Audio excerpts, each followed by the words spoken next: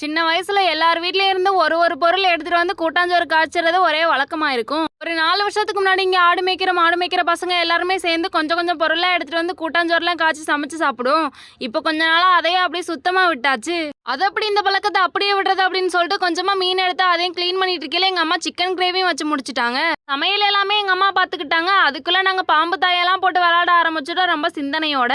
ஒரு டிஷ்ஷா ரெடியாக நாங்களும் கேமை மாத்திக்கிட்டே இருந்தவங்க திடீர்னு ரொம்ப பசிக்க ஆரம்பிச்சிருச்சு. மாமரத்துக்கு அடியில இருந்து மாங்காய் சாப்பிடாம எப்படின்னு சொல்லிட்டு அதை எடுத்து சால்ல போட்டு உடச்சு எல்லாரும் அடிச்சு ஏத்த ஆரம்பிச்சாச்சு. இப்பதான் கூட்டாஞ்சோறு காய்ச்சலான்னு வந்த மாதிரி இருக்கு. அதுக்குள்ள டைம் ஆச்சு. சாப்பாடு ஃபுல்லா ரெடி ஆயிருச்சு. அப்புறம் வேலையை பார்க்கலான்ட்டு இலையும் அறுத்துட்டு வந்து எல்லாரும் பந்திக்கு உட்கார்ந்தாச்சு.